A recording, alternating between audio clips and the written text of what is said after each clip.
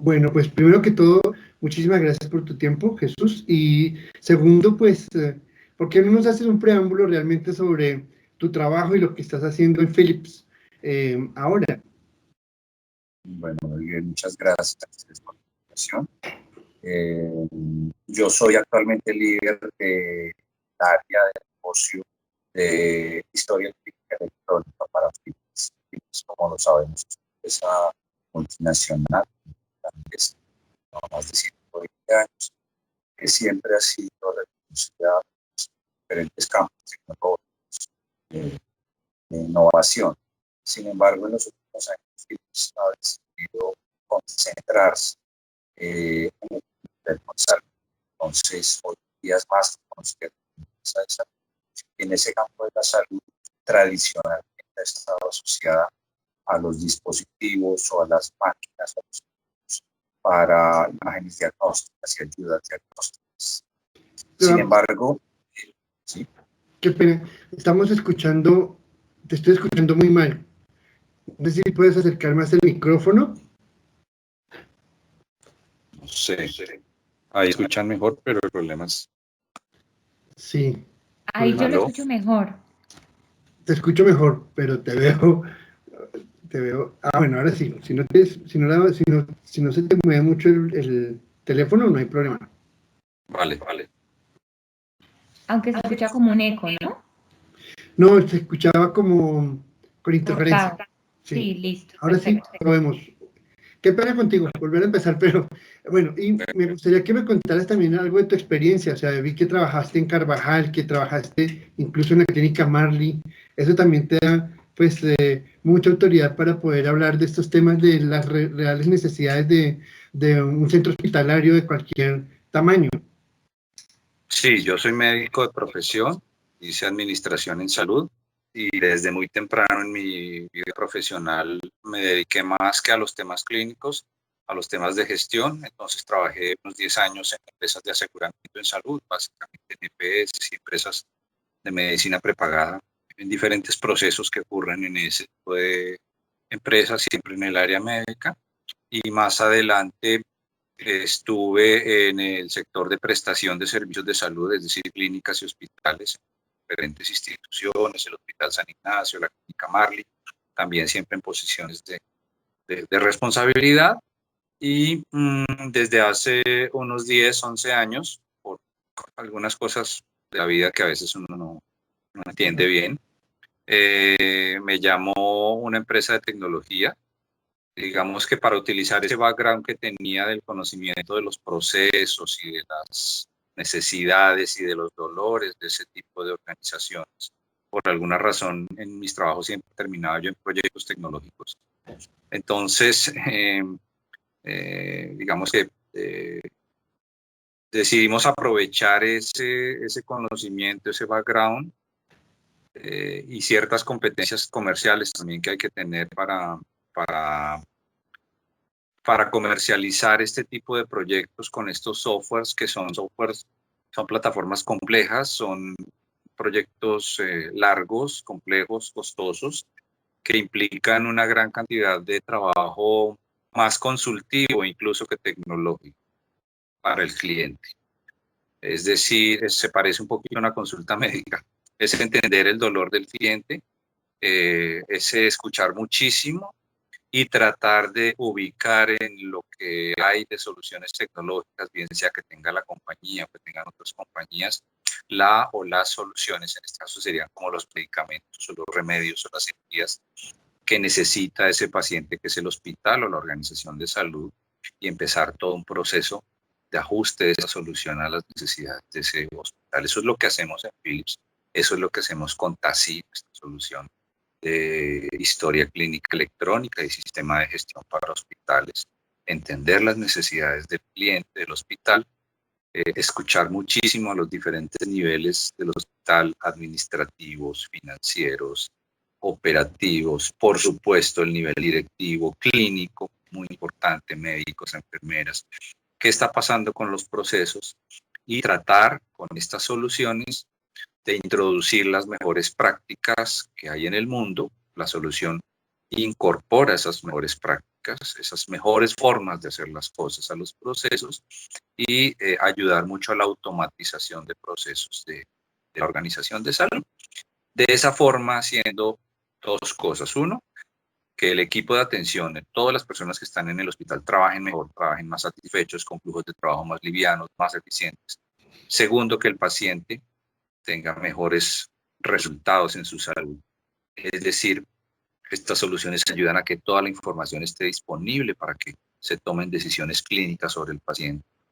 Y también que el paciente tenga una experiencia de atención más segura. Hoy en día es imposible dividir la calidad de la atención en salud de una dimensión de esa calidad que es la seguridad de la atención en salud. Y en buena parte esa seguridad de la atención en salud se logra cuando el profesional de salud, médico o enfermera, tienen suficiente información para tomar decisiones clínicas con el paciente en el día a día. Eso es lo que hay detrás de esto.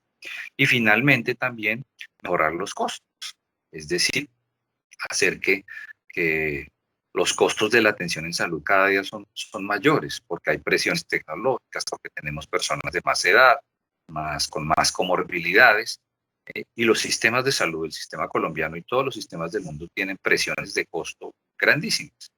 A través de los sistemas de información también es posible, por ejemplo, no repetir exámenes innecesarios, utilizar mejor la información, tener flujos de trabajo más limpios, utilizar mejor los insumos, hacer que roten mejor los inventarios de medicamentos, cosas que se hacen en el hospital. Y todo esto sumado de a poquitos, va llevando a que los costos de la atención sean más racionales. Y eso ayuda también a los sistemas de salud de los países.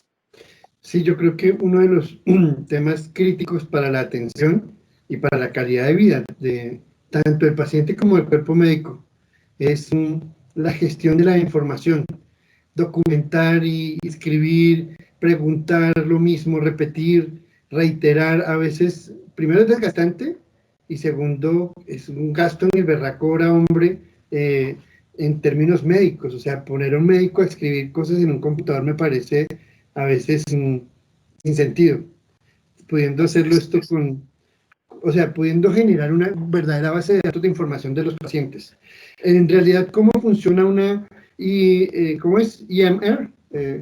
Electronic Medical Record. Exacto. Sí. ¿Cómo funciona realmente eso? Bien, en términos generales, un EMR o una solución de gestión para hospitales es una gran plataforma que tiene un núcleo central que es una base de datos. Una base de datos es un tipo de software específico que acumula datos y datos y datos de paciente. Haz de cuenta un Excel que tiene columnas y filas. Cada columna es un campo de la base de datos, cada fila es un registro que se hace en la base de datos, una anotación en la base de datos. Pero esto multiplicado a un nivel de complejidad exponencial, es decir, en una base de datos puede haber miles de tablas como esa que te imaginas del Excel. Y esas tablas, cada campo de esas tablas relacionado con otro campo de otra de esas miles de tablas. Todo está completamente relacionado. Entonces, eso es lo que hay hoy en día en las arquitecturas de información, en el núcleo, en el centro de todos los sistemas de información. Y encima de esa capa, que son los datos, hay otras capas adicionales que van manejando, por ejemplo, cómo se comportan esos datos. Eso se llama capas de reglas de negocio. Entonces, cómo se introducen datos, cómo se extraen datos o cómo los datos hacen relaciones entre ellos. Okay. Entonces, hay infinidad de formas de configurar reglas de negocio. Y más arriba de esa capa hay otras, una capa, por ejemplo, capas de seguridad que protegen los datos. Importantísima la seguridad de la información. Y más arriba de esa puede haber una capa ya de lo que se llama hoy en día interfaz de usuario, que es cómo se relaciona la aplicación con la persona que la está utilizando todos los días, es decir, el médico, la enfermera, el facturador, la secretaria, etc. Esta es la arquitectura en general, hoy en día, como están construidas las grandes plataformas de información, llámese la de un banco, la de una empresa petrolera o la de una empresa de salud, ¿sí? Así es como funcionan estos sistemas. Y por otra parte, están divididas esos sistemas en módulos, es decir, grupos de funcionalidades específicas para soportar determinado proceso. Entonces está, por ejemplo, el módulo de facturación. El módulo de facturación debe tener unas capacidades de tomar una información de cosas que ocurren por ahí, combinarla con otra información que viene por otro lado y producir una factura, por ejemplo, para enviársela a un asegurado. O el módulo de, voy a decir algún otro, de registros clínicos, de historia clínica electrónica como tal, de una unidad de cuidado intensivo, de una sala de cirugía, tiene que tener unas capacidades, por ejemplo, de recoger unos datos específicos que vienen o de un equipo o de un profesional de la salud que hace una anotación clínica, combinarla con otra información que puede ser una alarma de una alergia, por ejemplo. El paciente tiene una alergia, el paciente tiene alguna condición importante, mostrar esa información y ayudarle al profesional, médico, enfermera, etcétera, a tomar ciertas decisiones y registrar esas decisiones. Entonces, así están organizados estos sistemas de información. Bien, creo que queda suficientemente claro. Ahora, una pregunta que me parece oportuna es, no, yo conozco a Philips pues en el campo industrial, en el campo médico, es súper reconocida con equipos, ¿no?, de mucha precisión, de mucha historia en I+D. Pero ¿cómo entra al mundo del software? ¿Cómo se convierte en una oferta y en este campo tan específico que es bases de datos más, digamos, gestión de la información? Sí. Mire, parte de una idea muy sencilla, y es que los equipos de imágenes diagnósticas, si usted recuerda en los años 60, 70, 80, incluso 90, cuando a ti te tomaron una radiografía, ¿qué salía? Pues una placa, una fotografía en un medio, que es una placa radiológica.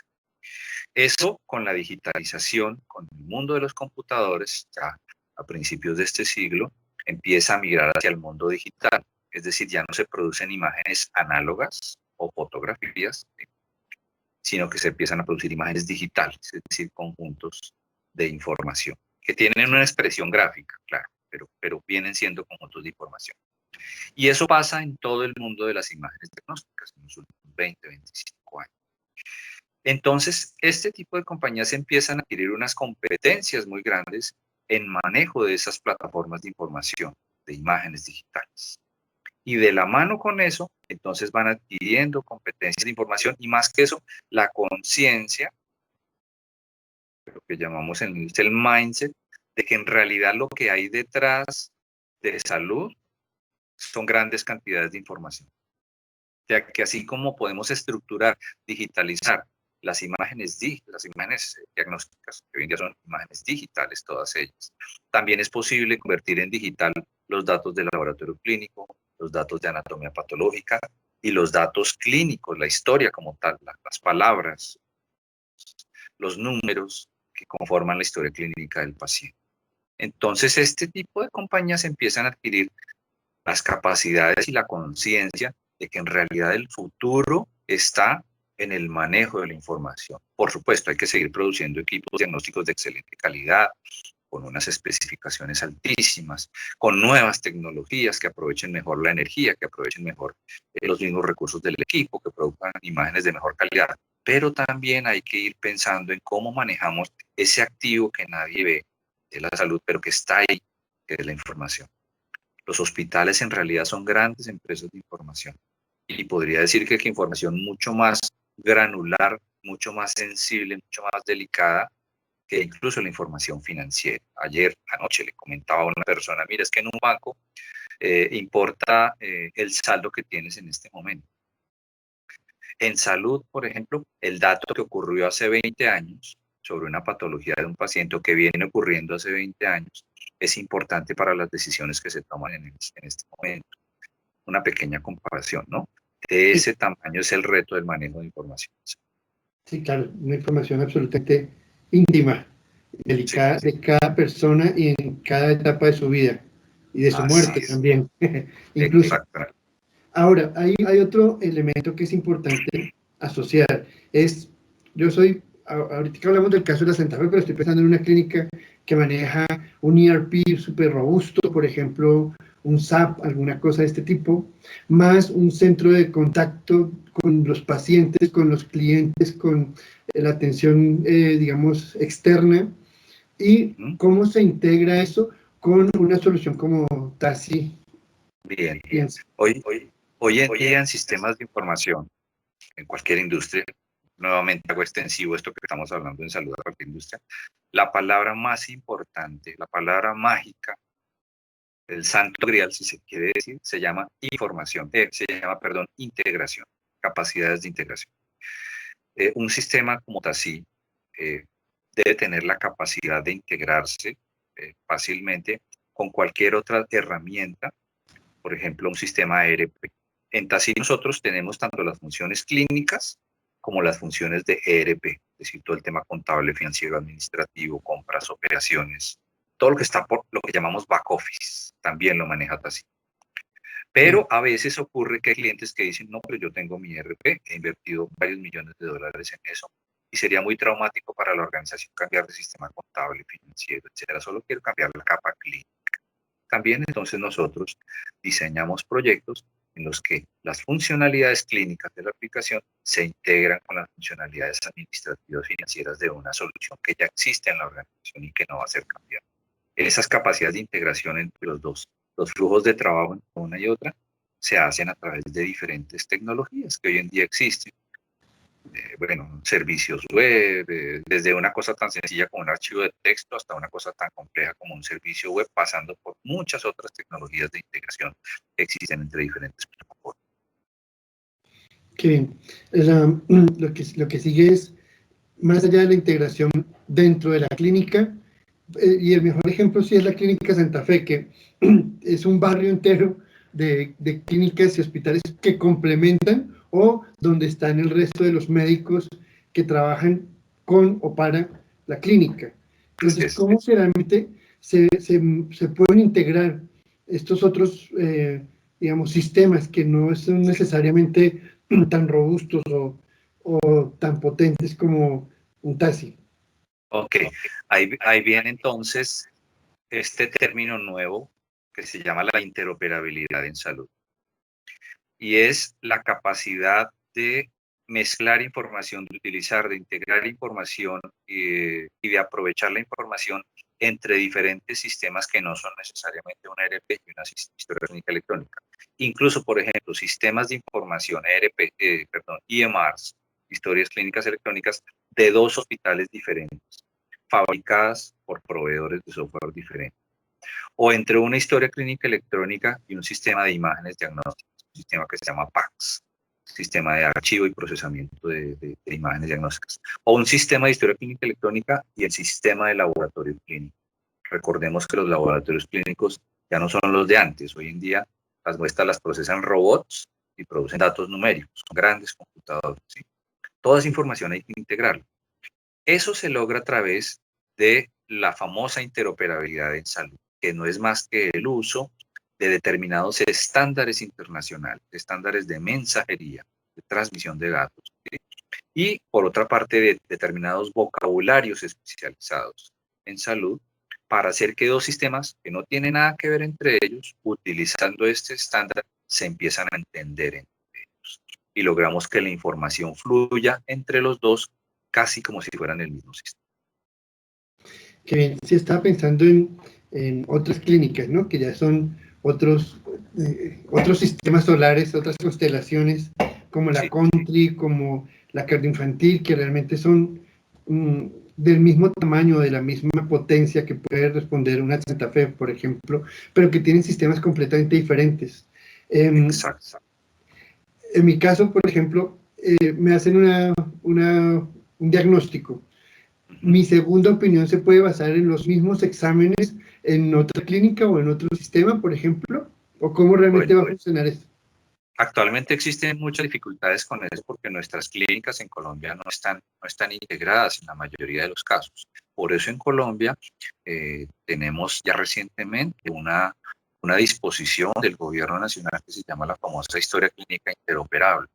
lo que persigue esta nueva normativa es precisamente facilitar en el país el uso de las tecnologías de interoperabilidad. Nosotros en Philips, por ejemplo, tenemos varias soluciones de interoperabilidad que propician esto, además de TASI, de la que ya hemos hablado, otras soluciones muy robustas de interoperabilidad que permiten que diferentes sistemas de información intercambien información entre ellos a través del uso de estos estándares. Entonces, mediante esas tecnologías, es posible que un hospital en Bogotá y otro a 800 kilómetros de distancia en Barranquilla pudieran intercambiar información clínica sobre un paciente que esté, por ejemplo, en Barranquilla, que tuvo que viajar, pero él vive en Bogotá, tiene su historia en Bogotá y tuvo una urgencia, por ejemplo, o tuvo que ser hospitalizado y necesitamos la información de lo que ha pasado con su historia clínica de toda la vida en él, sin necesidad de hacer un interrogatorio nuevo, sin consultar la historia clínica. La interoperabilidad es la que permite ese cosas. Qué bien. Estamos hablando de sistemas muy robustos, o sea, estamos hablando de Big Data, de cualquier forma. ¿Sobre qué plataformas se puede montar o puede trabajar o puede colaborar TASI? Bueno, en realidad así es una plataforma web. Este tipo de sistemas son ya hoy en día están en una generación de arquitectura que son plataformas web, es decir, que funcionan sobre el navegador de Internet. Una Y web completamente.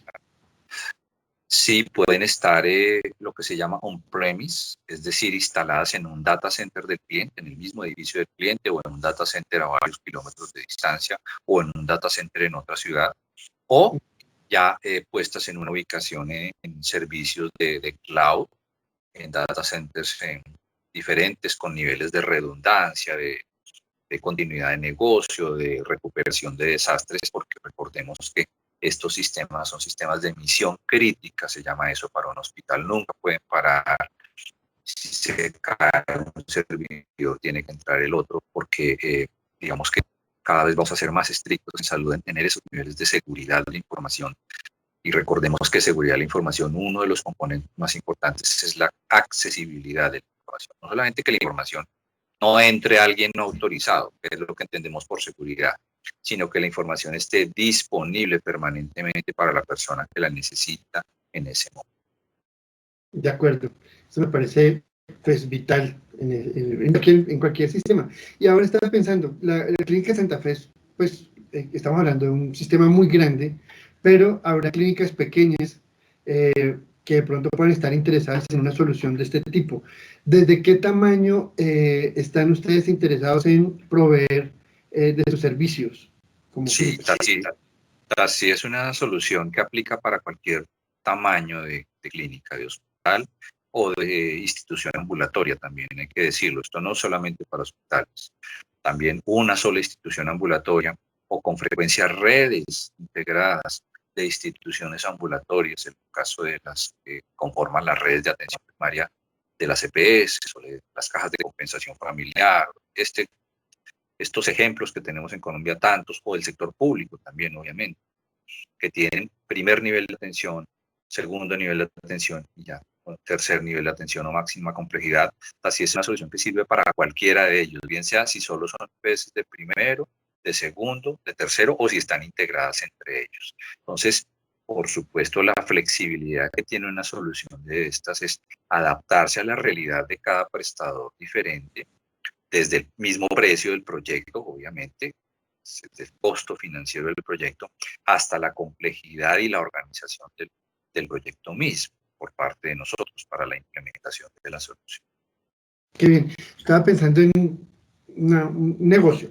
Entonces, yo soy un médico y digo, quiero poner como un centro radiológico o un centro de electromagnetismo, alguna cosa así, para atender una comunidad pequeña.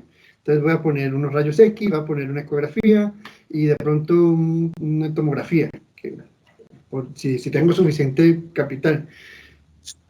Consulto con ustedes y ustedes me suman TASI o es una negociación diferente. Generalmente es una negociación diferente, ¿sí? Pero sí poseemos en Philips la capacidad de integrar. Nosotros en Philips tenemos un área que se llama Solutions.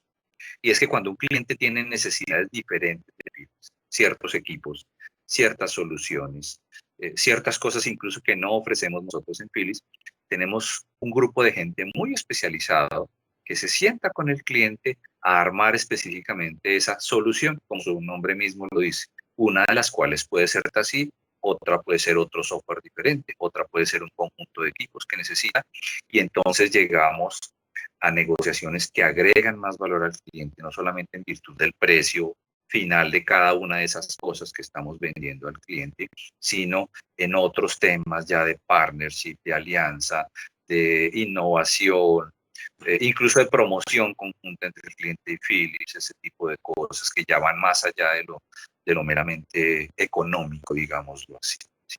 Entonces sí es posible pensar en ese tipo de acuerdos y lo hacemos todos. Ahora, generalmente esto es muy mecánico, las historias clínicas todavía siguen en un computador, incluso hay entidades que tienen CRTs todavía sobre sus escritorios, o sea, esas pantallas gigantes y torres debajo del escritorio, pues porque digamos que eso es simplemente la interfase, no se requiere gran cosa para acceder a lo que tú estás diciendo, se puede acceder desde la nube incluso, pero digamos, ¿cómo realmente se puede acceder, digamos, a este tipo de servicios para hacerlos, pues, digamos, más eficientes, más inteligentes para entidades de cualquier tamaño? Hay varias cosas. Primero, la arquitectura misma de las soluciones, que posibilita que desde un computador portátil se pueda acceder a cualquier solución de esta naturaleza, a un computador de escritorio o incluso en determinados espacios y ámbitos a través de ciertos dispositivos móviles. Entonces, en Philips tenemos aplicaciones, por ejemplo, para no hablar ni de Tassí ni de las soluciones de interoperabilidad, otro tipo de aplicaciones diferentes que sirven para hacer relacionamiento con el paciente. El paciente descarga una app en su celular, se le facilita una app en su celular, el equipo de cuidado tiene una app en su centro de control y un grupo de pacientes diabéticos puede estar reportando su glucometría diaria o su peso o su sintomatología. Entonces, esa es una posibilidad, ¿sí? Hacer que podamos estar en diferentes escenarios, el escenario de un computador común y corriente o los escenarios de la movilidad que llamamos hoy en día, la mHealth, salud móvil. En segundo lugar, las tecnologías web, es decir, que esto no dependa de nada diferente a una buena conexión de red, tanto dentro del hospital como por fuera. Y en tercer lugar, una cosa que es importantísima es el diseño. El diseño de las interfaces gráficas al usuario final de las soluciones. El tener en cuenta lo que llamamos el look and feel de las aplicaciones, a veces en lenguaje coloquial. Esa facilidad de uso, ¿sí? La usabilidad famosa. Detrás de ese simple concepto es mucho más fácil decirlo que hacerlo. Hay toda una división de Philips, que es Philips Design, que hace que este tipo de soluciones realmente sean amables para la persona, fáciles de utilizar. Que, por ejemplo, el médico que tiene que hacer tantas cosas en su día a día, o una señorita secretaria o un facturador de un hospital, están llenos de trabajo. En pocas horas ya se conviertan en expertos en esa aplicación o en esa pantalla o en ese módulo que van a usar el resto de los días de su vida laboral, ¿sí? Y no tengan que estar pues, pensando mucho y todos los días devanándose los sesos mirando por dónde hago tal cosa o tal otro. Ese tipo de cosas de diseño gráfico y de diseño de aplicaciones tienen ingeniería muy avanzada. Philips en eso gana todos los años decenas de premios mundiales por diseño de las aplicaciones y de la calidad de las interfaces. Qué bien. Ahora estaba pensando en inteligencia artificial, en cómo realmente hacer que el sistema sea proactivo. No solamente que nos sirva para tener información y tomar decisiones el humano, sino que le ayude al humano a tomar decisiones en realidad. En Colombia, Microsoft particularmente ha trabajado mucho con algunas empresas y se ha convertido en un eje interesante, un filón económico, el desarrollo de soluciones de health, y creo que pues ustedes también tienen ahí una visión de negocio. Sí, indudablemente la inteligencia artificial en sus diferentes campos va a producir y está produciendo ya en salud muchísimas innovaciones. Para nombrar solo algunas, por ejemplo, lo que se llama el procesamiento del lenguaje natural. Es decir, la capacidad de los computadores de entender tanto el lenguaje escrito de un profesional en texto libre como el lenguaje hablado, lenguaje fonético, y poder ir tomando esa data, tanto escrita como sonidos, y estructurándola y convirtiéndola en data estructurada en una base de datos. Eso es un campo absolutamente maravilloso que en salud tiene muchísimas aplicaciones. Ya hoy en día es de práctica común, y también pues estamos adoptando permanentemente en nuestros roadmaps de innovación este tipo de tecnologías. La otra es el famoso machine learning, el aprendizaje de la máquina, es decir, la capacidad de estos supersistemas y supercomputadores, de la medida que ocurren reiterativas interacciones o transacciones, ir entendiendo patrones y aprendiendo. Digamos que el concepto de aprendizaje, ir desaprendiendo cosas e ir modificando el comportamiento del sistema ante determinada flujo de información. Hay unas posibilidades insospechadas todavía que apenas estamos empezando a vislumbrar todavía en lo que en este campo denominamos el soporte a la toma de decisiones clínicas. Es decir, poder hacer que el sistema no solamente reciba data, sino que devuelva data al profesional, y esa data cada vez tenga estructuras diferentes o flujos de acción diferentes conforme van ganando experiencia a lo largo de miles o millones de decisiones clínicas. Ahí hay un campo grandísimo por aprender. Y finalmente, otra área muy importante en la que inteligencia artificial va a ayudar, para nombrar solo una, se me vienen como 5 más a la cabeza, pero podría ser también el gran campo de la Big Data, con todos los avances en genómica y la gran cantidad de datos que produce esto para mejorar el diagnóstico tumoral, por ejemplo, de muchas enfermedades. En temas de cáncer ahí vamos a tener muchos avances, casi que hacia una personalización del tratamiento del paciente con base en datos del secuenciamiento del tumor y de mutaciones y este tipo de cosas que necesitan una gran cantidad de datos. Sí, todavía faltan. Para nombrar 3 de 20 o 25 más cosas que inteligencia artificial está ayudando a salud. Sí, y que Philips debe estar involucrada, me imagino. Ese es otro tema. Yo soy un desarrollador de software y estoy trabajando en temas de inteligencia artificial, pero quiero enfocarme al campo médico. Quiero desarrollar una aplicación para, no sé, lectura de, no sé, un carcinoma o algún tipo de, no sé, secuenciación genética, alguna cosa que es ahora casi que una rutina o algo necesario. ¿Cómo realmente pueden interactuar estos desarrolladores locales que se han vuelto muy importantes para la economía incluso, con ustedes, con Philips? Bueno, nosotros en Philips pues tenemos una gran cantidad de innovaciones, pues siempre estamos mirando todos los mercados, las diferentes innovaciones, posibilidades que están sucediendo, estamos siempre abiertos a escuchar las propuestas de diferentes emprendedores, y obviamente para eso tenemos también un proceso muy estructurado interno dentro de la compañía para escuchar posibilidades y propuestas y ver nuevos enfoques tecnológicos. Y también me parece muy importante resaltar el valor de la interlocución que nosotros tenemos con la academia. Es decir, ese es un interlocutor muy válido.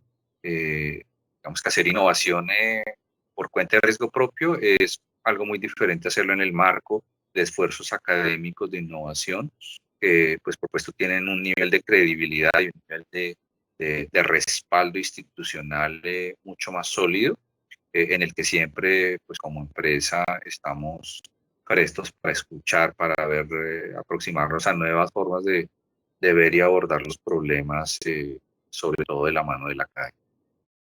Sí, ese es otro, ahora sí hablando de la Santa Fe, ese es otro valor que gana la Santa Fe, digamos, con esa alianza que ustedes tienen, con ese trabajo que están efectuando en la Santa Fe. Realmente, ¿qué beneficios adicionales se pueden generar, pues, digamos, no solo para la fundación en sí, sino para todo el ecosistema?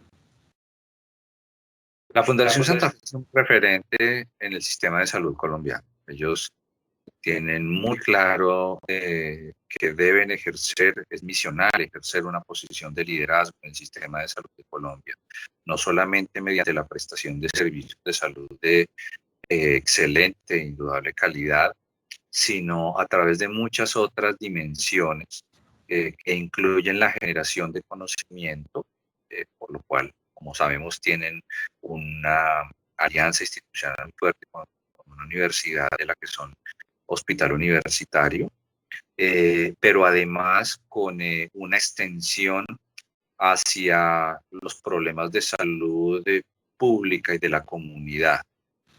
Entonces no son simplemente un excelente hospital y un excelente hospital universitario, sino que además siempre se están proyectando para tratar de resolver de forma innovadora problemas de salud apremiantes en el país, en el campo de la investigación y en el campo de la salud pública, digámoslo claramente. Por eso son frecuentemente consultados por muchos actores para resolver y abordar y resolver diferentes problemas de salud comunitaria, de salud pública. Eso es muy importante para nosotros porque lo que nosotros buscamos en Philips y está en nuestra misión es tocar la vida de las personas, mejorar la vida de las personas. Y entonces a través de ese tipo de esfuerzos y de alianzas podemos acercarnos más a nuestra meta de mejorar la vida de las personas. Sí, este es un excelente showroom, yo diría que un showroom de lujo para Tassi ¿qué le iba a contar? Y digamos, ¿qué perspectivas de negocios tienen en la región? O sea, no sé si tú solo manejas Colombia o si es escala, digamos, Centroamérica, Caribe, Andino, no sé. Sí, yo soy el líder para lo que en Philips llamamos NORLATAM, que es Colombia, Ecuador, Venezuela, perdón, Centroamérica y las islas del Caribe. Entonces es un grupo grande de países, son más de 20 países diferentes con sistemas de salud muy diferentes. En todos estamos desarrollando diferentes oportunidades de negocio para Tassi, en Ecuador, en Panamá, en Costa Rica, en República Dominicana ya tenemos proyectos andando muy, muy importantes en implementación de Tassi, en un proyecto muy grande a nivel de gobierno de República Dominicana. Son varios hospitales y ahora pues en la Fundación Santa Fe en Colombia definitivamente pues estamos probablemente vamos a dar muy buenas noticias pronto, no puedo decir nombres, pero también vamos a seguir pues con proyectos de Tassi en instituciones muy relevantes de todos los niveles de atención en el panorama de la salud nacional. Y así lo esperamos también en Ecuador, que ha sufrido pues mucho por esta pandemia, ciertas ciudades, pero donde también hay un sistema de salud interesante, pujante. En ciertos países de Centroamérica también hay oportunidades muy importantes y en varias de las islas del Caribe que tienen sistemas de salud pequeños, a veces y estatales, también estamos explorando oportunidades interesantes de negocio. Este clúster tiene ese reto, tenemos varios idiomas, mucho inglés, Caribe, español, y españoles diferentes en los diferentes países, y culturas diferentes, sistemas de salud diferentes, diseños institucionales diferentes, algunos sistemas de salud más privados, otros más públicos. Entonces tenemos que ser flexibles y eso es lo que son nuestras soluciones, flexibles para adaptarse a diferentes geografías y, ojo, muy especial y muy importante, a los requerimientos normativos de cada gobierno, de cada país. Recordemos que salud es un sector muy regulado, sí, y así debe ser, y este tipo de soluciones deben cumplir íntegramente con todas las disposiciones normativas de cada país. Antes de irme para el COVID, quería preguntarle por verticales, si, digamos, hay soluciones o prácticas ya desarrolladas, no sé, por verticales que le hagan más fácil la implementación en determinadas entidades de salud. No sé, digamos, alguien especializado en cáncer, en diabetes, en cardiología, no sé. Sí, nosotros tenemos una expertise muy grande, por ejemplo, tú lo mencionaste en cáncer. Instituciones de cáncer grandes de Brasil fueron nuestros primeros clientes. Entonces, de hecho, en Colombia estamos trabajando varios proyectos interesantes con instituciones de cáncer. La propia Fundación Santa Fe es un referente grande en cáncer en el país. Pero hay varios clústeres, están las instituciones cardiovasculares, está todo el gran grupo de la atención primaria y secundaria, ambulatoria, primary care, están las instituciones también que tienen que ver con el tema de trasplantes. Eso es un tema que a veces es un poquito olvidado, pero requiere de unas capacidades específicas de este tipo de soluciones. Y está otro por mencionar, las instituciones de tratamiento renal, por ejemplo, diálisis, hemodiálisis, este tipo de terapia. Pero hay también instituciones oftalmológicas, bueno, de diferentes categorías de instituciones. Ya menos, digamos, menos comprometedoras con la información. Sí, sí. Qué chévere. Pues con sus propias dificultades, sus propios retos, pero sí en diferentes niveles de complejidad. Sí, menos complejas, sí, tiene razón. Ahora, hablemos del COVID. ¿Ha servido de algo para, digamos, confrontar la realidad médica del país y de la región y acelerar procesos de adquisición, de toma de decisiones también de las directivas, de los líderes del sector? El COVID es una circunstancia muy compleja. Realmente lo que podría decir es que puso en la agenda, puso en el orden del día para las instituciones la necesidad apremiante de habilitar otros canales diferentes, los canales digitales, para relacionarse con sus pacientes y para resolver rápidamente las contingencias de que las personas no se puedan acercar a las instituciones de salud. Entonces vimos un florecimiento, no sé, no sabría si llamarlo así, o un resurgimiento del interés por la telesalud, la telemedicina, la teleconsulta, las diferentes modalidades de telesalud para ser amplio. Y la mayoría pues, de las instituciones no estaban preparadas para eso o era muy incipiente, y eso nos llevó o las llevó a la adopción o a la resolución del problema mediante diferentes herramientas que todos conocemos. No voy a decir nombres, pero con mayor o menor seguridad de la información, con mayor o menor capacidad, pero independientemente de cómo lo hayamos resuelto, lo interesante del COVID es que nos puso a pensar en otras modalidades de atención, es lo que quiero decir, independientemente de cómo lo resuelvas. Nos puso a pensar, nos puso en la cabeza a todos en el sector salud la idea de que esas nuevas formas de relacionarnos con el paciente, virtuales, bien sea sincrónicas, asincrónicas, como sea, están ahí y las vamos a tener en cuenta en el futuro. Deberemos tener en cuenta esas modalidades en el futuro. Puede que no se conviertan en las principales. Nada va a reemplazar el contacto directo médico-paciente o enfermera-paciente. Nada va a reemplazar el contacto entre las personas. Pero sí vamos a tener que ganar flexibilidad en habilitar esas diferentes modalidades de atención. Eso por una parte.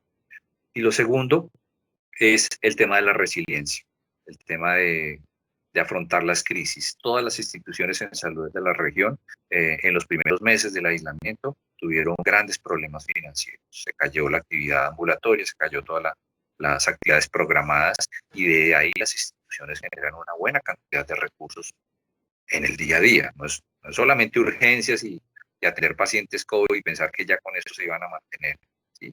Entonces, el tema de la resiliencia, de las crisis, creo que también es importante. Sí, digamos que la crisis de la pandemia ayudó a acelerarlo y ayudó también a automatizar y a digitalizar muchos procesos. Y pues si sigue esa tendencia, si se mantiene como en otros sectores, en otros frentes, la robotización también será una consecuencia cercana. No me refiero solo a robotcitos por ahí corriendo detrás del paciente, sino robotizar procesos de interacción con el paciente a distancia, puede ser desde el mismo celular, entre otras opciones. Sí, el tema de la automatización nos va a acompañar, y lo virtual, lo no presencial, probablemente es una tendencia que ya no es simplemente una moda, es algo que llega para quedarse, probablemente no con la intensidad que tendría en un aislamiento estricto, pero nuevamente lo digo, En salud vamos a estar más abiertos a que existen otras posibilidades, otras realidades, como lo hemos llamado en los últimos meses, para poder relacionarse con el paciente con más o menos ventajas, con más o menos limitaciones, y aprenderemos entonces a adecuar nuestras respuestas institucionales a esas nuevas formas de relacionarnos con el paciente.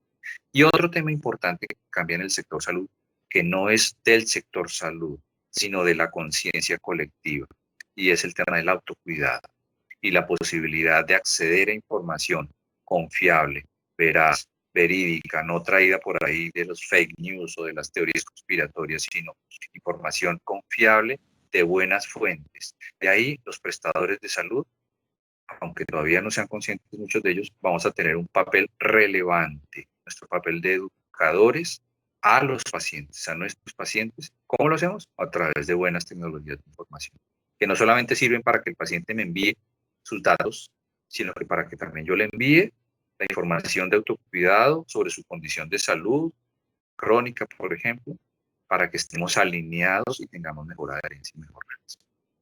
Definitivamente. Usted vive en dos mundos que son muy chistosos porque son muy esotéricos, el de la salud y el tecnológico. Entonces, es muy duro porque eso fue lo que mayor cantidad de fake news generó en torno a la pandemia, por ejemplo, la desinformación, y terminaban culpando a los medios, que eran los que trataban de llevar el ritmo de lo que estaba, o sea, que era veraz, que estaba verificado en el tiempo y en el espacio. Entonces, las redes sociales eran la caja de resonancia de un montón de noticias falsas, de bulos, y romper eso ha sido realmente muy difícil. Todavía después de 8 meses de confinamiento, de pandemia y de crisis, ha seguido siendo un proceso difícil, pero pues toca seguir, simplemente hay que seguir, yo lo digo desde el punto de vista de los medios, ¿no? Seguir contando la historia, seguir explicando qué es la realidad, y ustedes también trabajando duro pues para ofrecer mejores soluciones. Sí, es que eso es muy complejo de parte de los medios, como digo, tener la expertise, tener la sensibilidad, tener el know-how de dividir la paja del cieno, ¿sí? De dividir entre tanta cantidad de información que llega de muchas fuentes, esa que es confiable, que es verdadera, y otra que aparenta ser verdadera de fuentes muy confiables y muy respetables, pero que está basada en supuestos falsos, ¿sí? Sí, Y los periodistas o los comunicadores no tienen por qué tenerla, el background para a veces separar la leche de la nata, ¿sí? sí, completamente de acuerdo. Es muy complejo. Es muy complejo, y el peor ejemplo que puedo tener ahora es pues la actitud de los líderes, de presidentes como Trump o como Bolsonaro en sus respectivos países, explicando cosas que ni siquiera saben ellos. Entonces, pues los medios hacen eco de eso y la gente se desinforma casi que de primera mano también. Sí, es un reto muy grande, digamos, que para toda la sociedad, dar el justo valor a la información, y ahí, digamos, que yo como médico, como, sí, por mi profesión, pues soy netamente científico, entonces, pues me apego a las fuentes científicas y digamos que la ciencia para mí, por lo menos, es el poste en el cual tú te puedes agarrar en el huracán más bravo, porque sabes que está sobre cimientos sólidos. Pero sí, es muy difícil hoy en día darle un valor adecuado a la información, y cuando se tiene la responsabilidad de transmitirla a la sociedad, como tienen los comunicadores, pues se pueden cometer errores, sin duda. Sí, claro, estamos caminando sobre hielo muy delgado. Desafortunadamente, a todos esta pandemia nos hizo una especialización en muchas cosas: tecnológica, informática, comunicativa, comunicacional, como sea. En fin, pues nada, Jesús, muchísimas gracias por el tiempo. Muy interesante esta conversación, y espero que sea pues muy productiva para nuestra audiencia. Y muchos éxitos. Muchísimas gracias, muy amables, y estamos a su disposición cuando quiera tener otra conversación de estas. Claro que sí, excelente. Creo que Tenemos que seguir hablando posteriormente. Encantado y gracias. Tengas un excelente día.